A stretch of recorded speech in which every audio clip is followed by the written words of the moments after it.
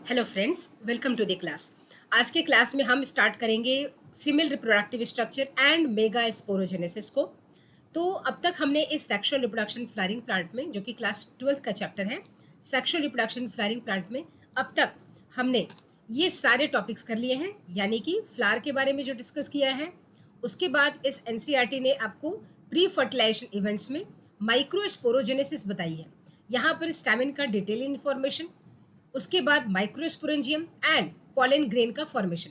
Pollen grain जिसे आप male gametophyte कहते हैं, क्या कहते हैं इसे? मेल गैमेटोफाइट, इसे ही कहते हैं। ये एग्जाम में आता है। अब यहाँ तक हमने ऑलरेडी इंफॉर्मेशन कर लिए हैं, इसके वीडियोस ऑलरेडी अवेलेबल है। हमने इसके एंथर का पूरा डाइसेक्शन करके एक एक लेयर की इंपॉर्टेंस, उसके फीचर के बारे में डिस्कस किया है, जिसमें सबसे इंपॉर्टेंट था आपका ये third inner most layer, that is tapetum. इस तीनों लेयर के बारे में हमने देखा कि किस तरह से ये प्रोटेक्शन प्रोवाइड करते हैं, डेहिसेंस करते हैं। बट टैपेटम जो इनर मोस्ट लेयर है, ये डेहिसेंस नहीं करता, बल्कि ये डेवलपिंग पॉलन ग्रेन को न्यूट्रिशन देता है। इसके फीचर्स के बारे में हमने पढ़ा, तो टैपेटम के क्वेश्चंस बहुत आते हैं।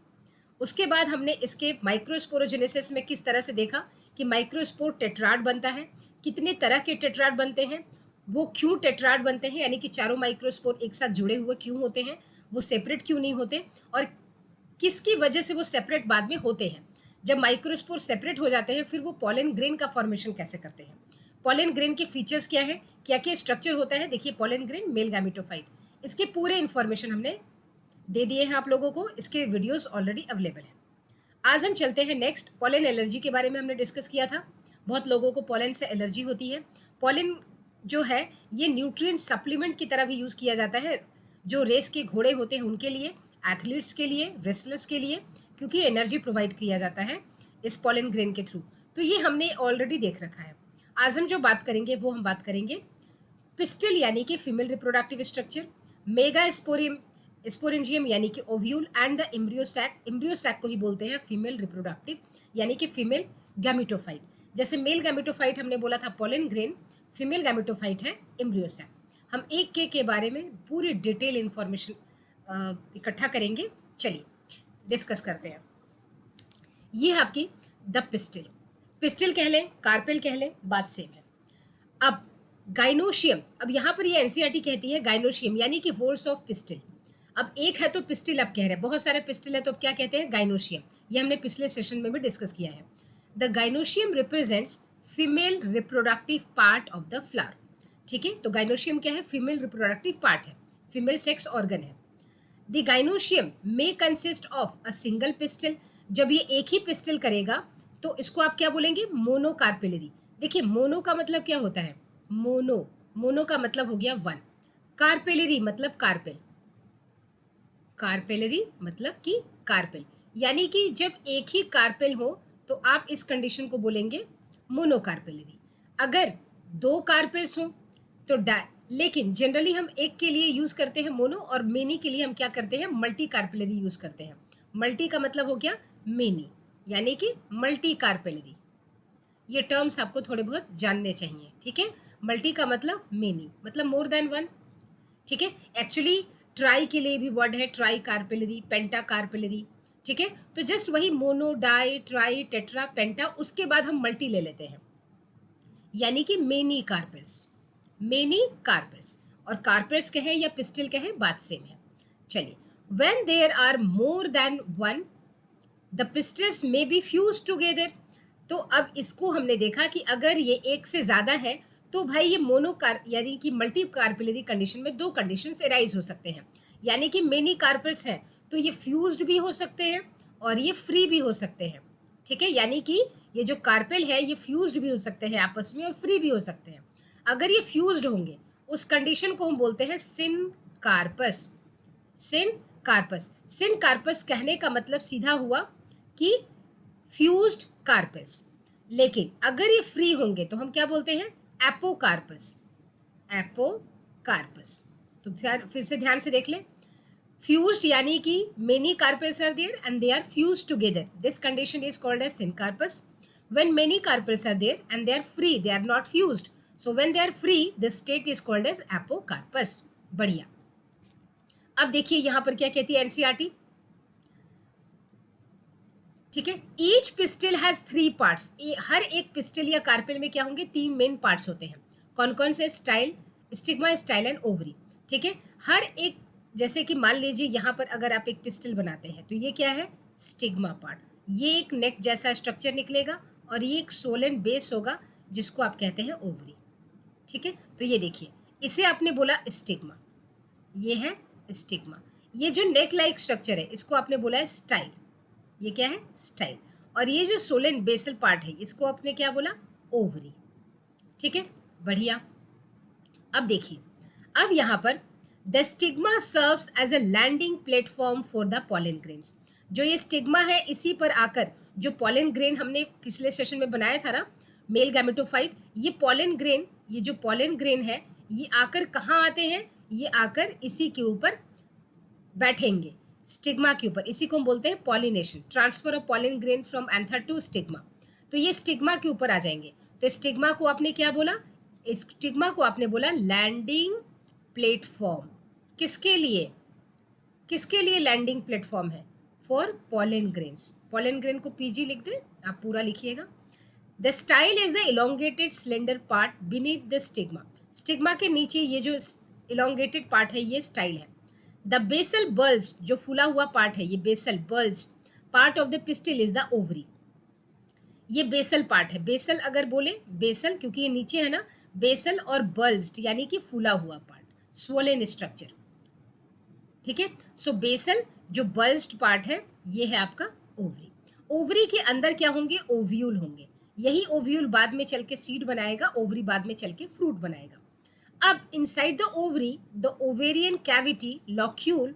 ठीक है। अब ये ओवेरियन कैविटी क्या होती है इसको समझने के लिए मैं आपको एक एग्जांपल देती हूँ। आपने मटर देखा है, मटर देखा है, ठीक है। तो आपने इस ग्रीन मटर को देखिए जिसे आप कहते हैं पी पॉड, ये कुछ ऐसा ही होता है ना, कुछ ऐसा ही होता है ये। ठीक है। अब इस मटर के दाने को लेने के लिए आप इसके इस सूचर को खोलते हैं, है ना। जब आप ये खोलते हैं तो आप देखते हैं कि इसी के साथ इसके दाने लगे हुए हैं। ठीक है, मटर के। अब मटर के केस में हम सीड खाते हैं, ठीक। अच्छा, अब आप देखें कि ये पूरे जो दाने हैं ये कभी किसी स्टेट में तो ये ओव्यूल हुआ होंगे, है ना, ओव्यूल हुआ करते होंगे। और ये जो ग्रीन पूरा का पूरा स्ट्रक्चर है जिसमें ओव्यूल है ये ओवरी हुआ करता होगा, है ना। आज के डेट में पूरा फ्रूट बन गया है, चूंकि हम ओव्यूल खाते हैं यानी सीड खाते हैं, हम बाहर का स्ट्रक्चर फेंक देते हैं या गाय बकरी को दे देते हैं। ठीक है। अब मेन बात आती है कि इसके अंदर ये जो दाने हैं, क्या दानों के बीच में आप कोई सेपरेशन आपने देखा है, नहीं देखा है। ये सारे ओव्यूल आप एक बार अगर ओपन करेंगे तो सारे ओव्यूल एक ही स्ट्रक्चर में दिखेंगे आपको, है ना। यहाँ पर कोई भी चैम्बर नहीं है, तो इस कोई भी चैम्बर नहीं है, चैम्बर को आप क्या बोलते हैं, लॉक्यूल। तो यहाँ पर एक ही लॉक्यूल है ना, ये पूरा का पूरा तो एक ही चैम्बर होगा, है ना। तो इसको आप कहेंगे यूनिलॉक्यूलर, यानी कि एक ही चैम्बर है। ठीक है, ये लॉक्यूल है, एक ही लॉक्यूल है, वन लॉक्यूल। इसी की बात कर रहे हैं एनसीईआरटी। क्योंकि अगर मैं एक और आपको एग्जांपल देती हूँ रिलेट करने के लिए, कभी आपने नींबू काटा है, नींबू, लेमन, लेमन को अगर आप इस तरीके से काटते होंगे तो आपने देखा होगा कि कुछ इस तरह से उसके स्ट्रक्चर्स होते हैं, देखा है आपने, ऐसे, है ना। और बीच में इसके इस तरह से सीड्स लगे होते हैं, आपने देखा होगा, इस तरह से सीड्स लगे होते हैं, इस तरह से सीड लगे होते हैं। अब मान लीजिए इसका नाम है ए और इसका नाम है बी। ए के सीड का सेपरेशन है बी के सीड से, एक बीच में एक आप देख रहे हैं एक लाइन है ना। तो ये कहती है कि ये इसमें 1 2 3 4 5 6 7 8 8 लॉक्यूल है, इसमें 8 चैम्बर है। लेकिन ऐसा मटर के केस में नहीं है। तो जितने लॉक्यूल, लॉक्यूल का मतलब सीधा सीधा चैम्बर। ठीक है। तो वही कह रही है NCERT, inside the ovary the ovarian cavity. Ovarian cavity कितनी कैविटी है उसको आप क्या कहते हैं, लॉक्यूल कहते हैं। ये हम बात करेंगे। The placenta is located inside the ovarian cavity. Placenta यहीं पर होता है। प्लेसेंटेशन हम लोगों ने पढ़ा था मॉर्फोलॉजी में भी, प्लेसेंटेशन हम यहाँ पर भी एक बार और पढ़ेंगे। ठीक है। प्लेसेंटा का मतलब जैसे कि मान लीजिए जो मटर के दाने हैं ये ओव्यूल, ये स्टॉक, और ये एक थोड़ा छोटा सा डिस्क लाइक स्ट्रक्चर होता है, ये हुआ इसका प्लेसेंटा। ठीक है। तो आखिर इसका प्लेसेंटेशन किस तरीके से ये अरेंज है उसकी प्लेसेंटेशन हम पढ़ते हैं, ये हमने पढ़ लिया है ऑलरेडी। ठीक है, इसकी वीडियोस भी ऑलरेडी अवेलेबल है। Recall the definition and types of placentation that you have studied in class 11th। ठीक है, 11th में जब आपने पढ़ा था। Arising from the placenta are the mega sporangia. अब बताइए, mega sporangia commonly called as ovule. तो एक आपको टर्म मिला यहाँ पर कि ओव्यूल, ओव्यूल जो आप कह रहे हैं उसी ओव्यूल का technical term mega sporangia word आ सकता है, आता है। So mega sporangia, mega sporangia is equal to ovule, यानी कि ओव्यूल ही बाद में चल के सीड बनाएगा। तो अगर कह दे कोई कि मेगा एस्पोरेंजिया बाद में चल के सीड बनाएगा तो कोई गलत नहीं कह रहा है। The number of ovules in an ovary may be 1। अब देखिए ये नंबर ऑफ ओव्यूल, ओव्यूल का मतलब ये सीड कितने होंगे। तो ओव्यूल अगर आप वीट के केस में देखें, है ना, आप राइस के केस में देखें, ठीक है, आप पैडी, इसको जनरली ये क्या कर रहा है, पैडी कह रहा है, आप पैडी में देखें तो नंबर ऑफ ओव्यूल्स कितने होते हैं, नंबर ऑफ ओव्यूल्स एक ओवरी के अंदर, एक ओवरी के अंदर आप देखेंगे एक सीड होता है, नंबर ऑफ ओव्यूल 1 हुआ, है ना। मैंगो के केस में कितना होता है, आम के केस में कितनी गुठली मिलती है आपको, कितने सीड मिलते हैं, एक ही तो मिलता है, 1 हुआ, ठीक है। अच्छा, अगर आप वाटरमेलन देखें, ठीक है, वाटरमेलन देखिए, यहाँ एग्जाम्पल भी दिया हुआ है तरबूज। अगर वाटरमेलन देखें, मस्कमेलन देखें, खरबूज देखें, अगर आप पपीता देखें, पपाया, तो पपाया के केस में ऑर्किड्स भी दिया हुआ है, ऑर्किड्स के केस में मिर्ची है, बहुत सारे फल हैं, टमाटर है, नींबू है, इसमें आपको बहुत सारे ओव्यूल दिख जाएंगे। मेनी ओव्यूल्स तो हम गिन कर नहीं लिख रहे हैं, मेनी लिख दे रहे हैं, है ना, मेनी ओव्यूल्स यानी कि मेनी सीड मिल जाएगा आपको, ठीक है। चलिए यही एनसीईआरटी यहाँ पर कह रही है। अब देखिए यहाँ पर एनसीईआरटी कुछ डायग्राम बता रही है आपको, ठीक है। तो अब हम इसी डायग्राम को पहले पढ़ लेंगे फिर हम देखेंगे। नाउ सी, अब यहाँ पर द मेगा एस्पोरेंजियम कहने का मतलब ओव्यूल। अब जब भी मेगा एस्पोरेंजियम हो तो आप ओव्यूल सोचेंगे। Let us familiarise ourselves with the structure of a typical angiosperm ovule.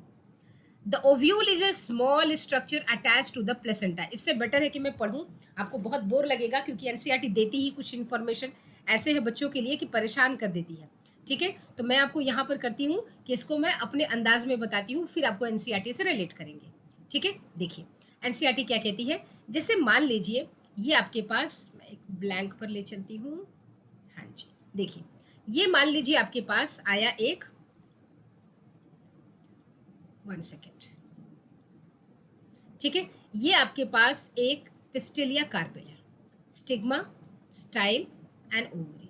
इसको थोड़ा ना पेशेंसली समझना पड़ता है, ठीक है। अच्छा, ये आपने कहा कि ये ओवरी है, ठीक है, ये स्टिग्मा है और ये स्टाइल है, ये क्या है, स्टाइल है।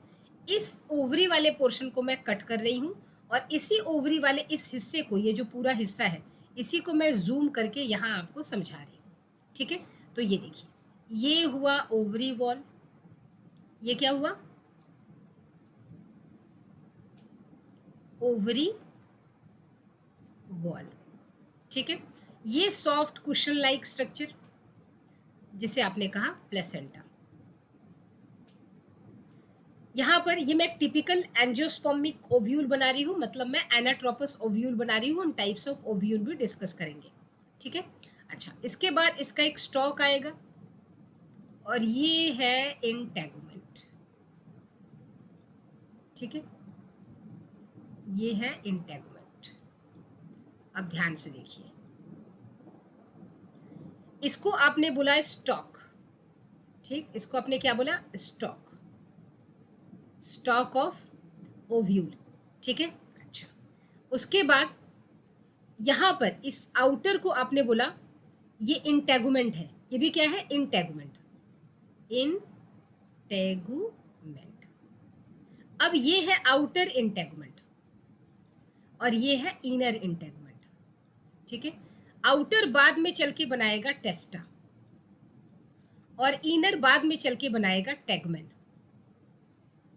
और दोनों मिलकर बाद में चल के जब ये सीड बन जाता है तो ये मिलकर बनाते हैं सीड कोट। बढ़िया, ये है माइक्रोपाइलर एंड, ये, और ये है चैलेजल एंड, ठीक। अब चैलेजल एंड को डिफाइन करने के लिए आप कहेंगे कि chalazal end is the end from which integument originates. Micropylar end is that end where integuments terminate, जहां वो टर्मिनेट करते हैं, और यही कारण है कि माइक्रोपाइलर एंड वो एंड हो जाता है जहां इंटेगमेंट एब्सेंट होता है। ठीक है, बढ़िया। अब देखिए यहाँ पर क्या कहती है एनसीईआरटी, यहाँ देखिए वापस, अगर आप दोबारा पढ़ेंगे तो आपको सारी चीजें समझ में आ जाएंगी। ठीक है, देखिए, the ovule is a small structure attached to the placenta by means of a stalk called funicle। देखिए आपको स्टॉक दिखाती हुई स्टक है, इसी को क्या है, फनिकल बोला गया है।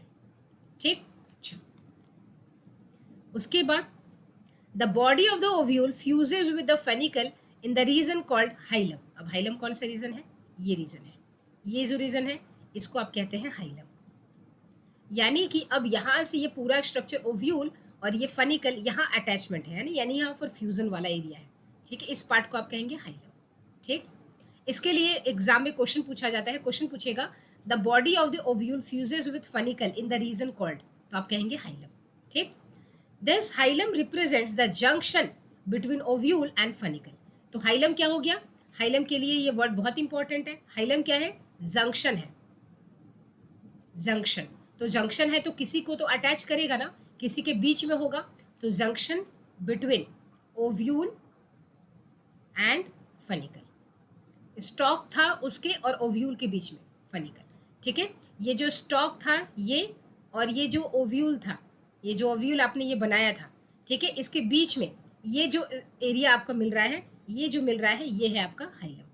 ठीक, ईच ओव्यूल हैज वन और to protective इनवेलप्स called integument.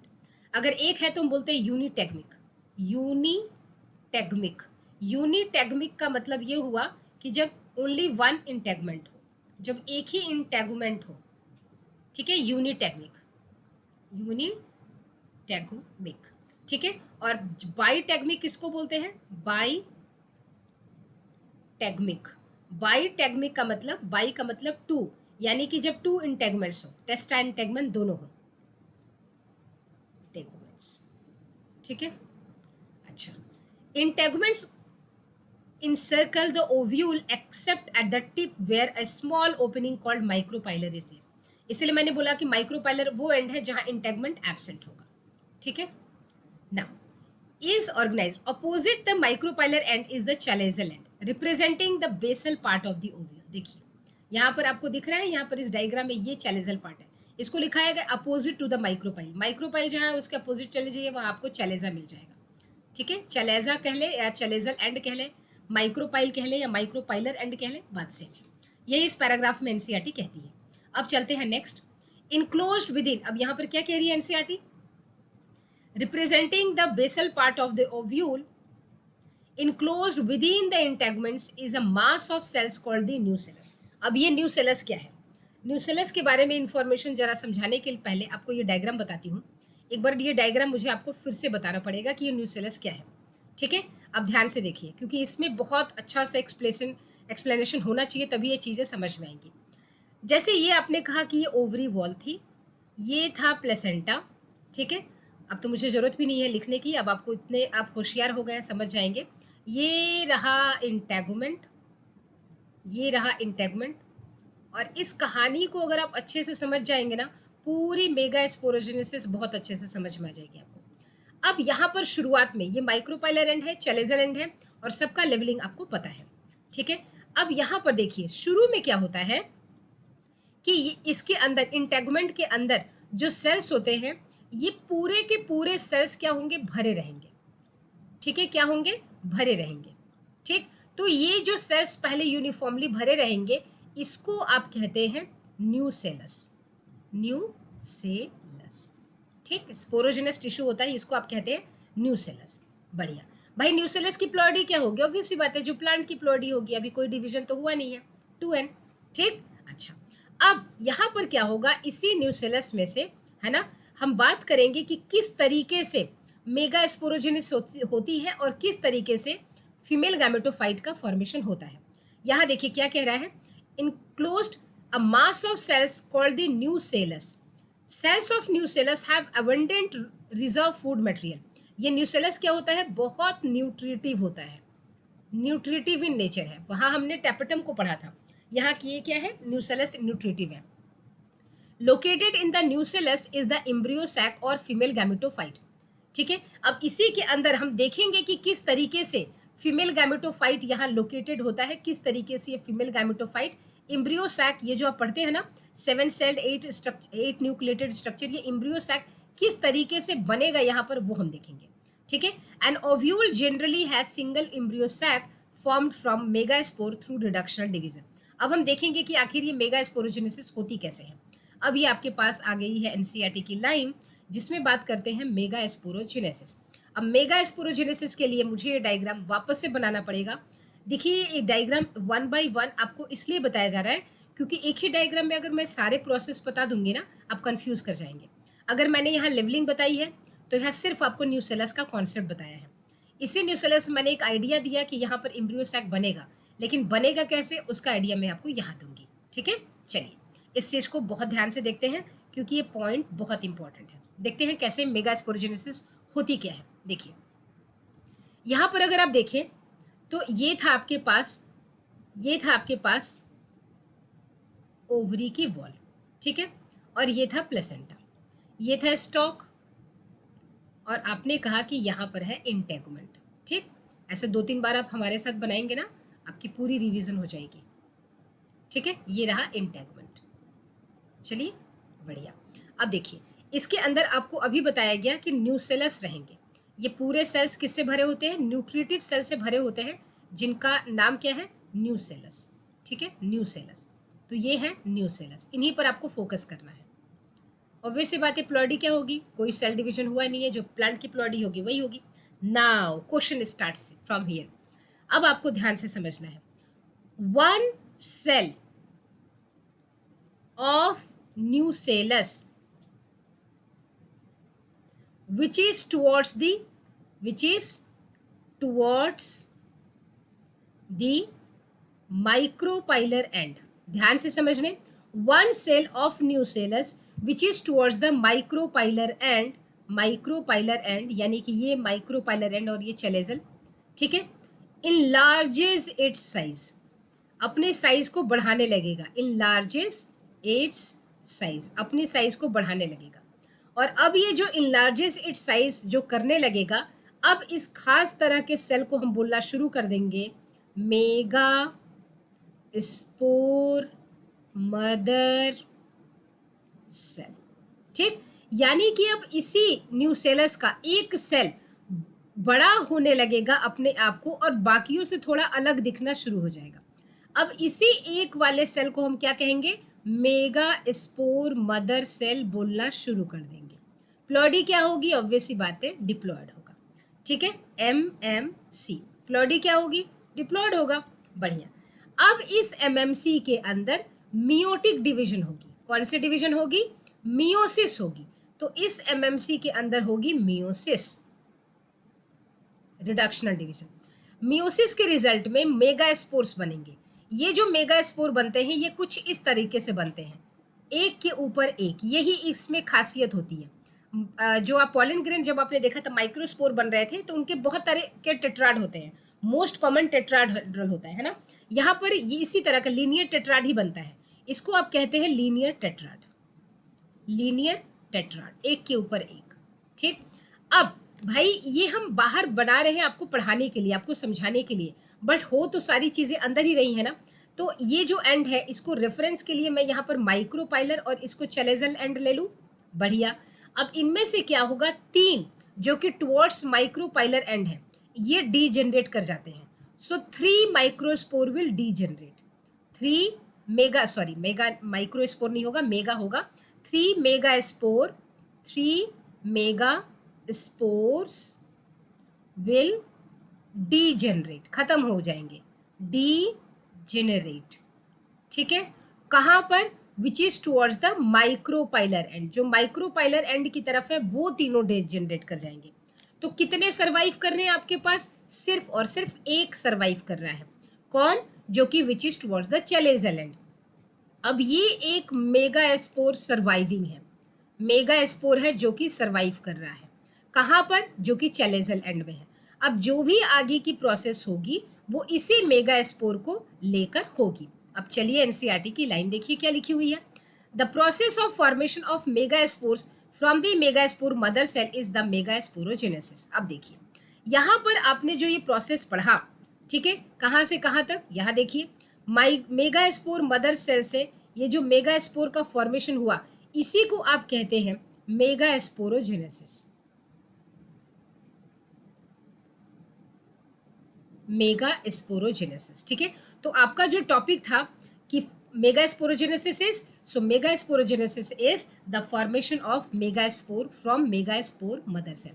Ovules generally differentiate a single megaspore mother cell in the micropylar region। देखिए ध्यान से micropylar region की तरफ ही होगा of the nucellus। It is a large cell containing dense cytoplasm and a prominent nucleus। The MMC undergoes meiotic division। What is the importance of MMC undergoing meiosis? Haploid macro megaspore banana, megaspore भी haploid है, microspore भी haploid था। Meiosis results in the production of 4 megaspore. 4 megaspore बन रहे हैं, देखिए 4 megaspore बन रहे हैं। टेट्राड है ना, टेट्राड का मतलब 4, ठीक है। अब यहाँ पर अगर आप देखें तो यहाँ पर हम बात कर रहे हैं female gametophyte. In a majority of flowering plants one of the megaspore is functional while the other 3 degenerates। आप देख रहे हैं ये 3 डीजेनरेट कर गए, एक सर्वाइव कर रहा है। कौन सा सर्वाइव कर रहा है? Which is towards the chalazal end. Only the functional megaspore develops into the female gametophyte, that is embryo sac. This method of embryo sac formation from a single megaspore is termed as monosporic. इसमें ये कह रहे हैं कि ये जो आपके पास एक मेगास्पोर बचा है फंक्शनल, यही बाद में चल के डेवलप होके क्या बनाएगा? एम्ब्रियो सैक बनाएगा। यही बाद में चल के एम्ब्रियो सैक बनाएगा, ठीक है। चूंकि एक ही मेगास्पोर से ये एम्ब्रियो सैक बन रहा है तो इसको हम बोलते हैं मोनोस्पोरिक, ठीक, यानी कि एक मेगास्पोर से एम्ब्रियो सैक का formation. What will be the ploidy? अब यहाँ आपसे एनसीईआरटी क्वेश्चन पूछ रही है कि यहाँ पर चलिए बताइए, चलिए वर्क करते हैं इसके लिए, है ना। न्यूसेलस की प्लॉइडी क्या होगी? न्यूसेलस की होगी 2n। एमएमसी की मेगास्पोर मदर सेल की कितनी होगी? 2n होगी। फंक्शनल मेगास्पोर की कितनी होगी? भाई मेगास्पोर तो मियोसिस से बना है तो ये हैप्लॉइड होगा। And female gametophyte embryo sac, तो एम्ब्रियो सैक मेगास्पोर से ही बनता है, ये भी हैप्लॉइड होगा, ठीक है। तो ये आपका वर्क एक हो गया। अब जो आगे टॉपिक आएगा वो आएगा यहाँ पर मेगास्पोर से कैसे फीमेल गैमेटोफाइट का फॉर्मेशन हो रहा है। यानी कि अब तक आपने देखा कि आपके पास मेगास्पोर बन गए हैं, है ना, मेगास्पोर का फॉर्मेशन हो चुका है, ठीक। अब ये मेगास्पोर से फीमेल गैमेटोफाइट का फॉर्मेशन, ये कैसे होता है? फीमेल गैमेटोफाइट का मतलब एम्ब्रियो सैक का फॉर्मेशन कैसे होता है, ये एक अलग प्रोसेस है, यानी कि डेवलपमेंट ऑफ फीमेल गैमेटोफाइट, ठीक है। तो अभी तक यहीं तक, फिर हम आपसे मिलते हैं नेक्स्ट वीडियो में और वहाँ हम डिस्कस करेंगे डेवलपमेंट ऑफ फीमेल गैमेटोफाइट। चलिए, होप सो आपको ये क्लासेस अच्छी लगती है तो कमेंट जरूर अपने अच्छे कमेंट देकर बताइए, वो हमारे लिए एनर्जी बूस्टर का काम करती है। मुझे लगता है कि हाँ, हमारा काम किसी को पसंद आ रहा है तो उनके लिए हमारी एनर्जी आती है नेक्स्ट वीडियो बनाने के लिए। चलिए, मिलते हैं आपसे नेक्स्ट सेशन में, तब तक take care and bye bye.